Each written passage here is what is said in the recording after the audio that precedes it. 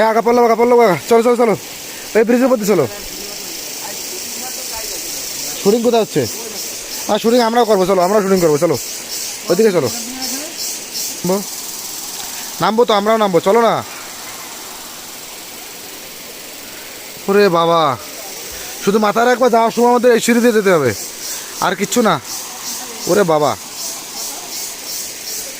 গণদা কই যাও? হ্যাঁ ঠিক আছে না।